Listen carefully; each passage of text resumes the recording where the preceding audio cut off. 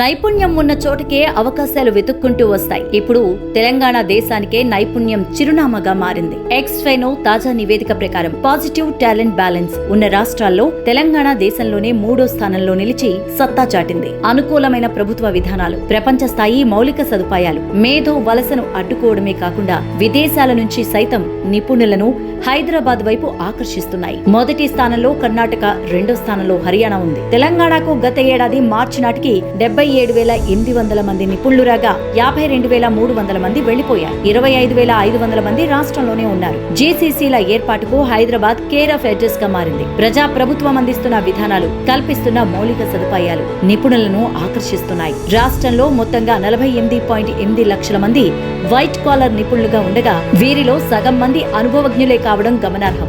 IT రంగం 39% వాటాతో మొదటి స్థానంలో ఉంది. ఏడాదికి 1,00,000 మంది ఇంజనీరింగ్ పట్టా తీసుకుంటున్నారు. బెంగళూరు నుంచి 4 లక్షల మంది నిపుణులు హైదరాబాద్ రావడానికి ఆసక్తిని చూపిస్తున్నారు. అమెరికా నుంచి కూడా టాలెంట్ వస్తోంది. ఇవన్నీ కలిపి తెలంగాణను గ్లోబల్ హబ్ గా మార్చడం ఖాయమని ఎక్స్ఫెనో రిపోర్టు వెల్లడించింది.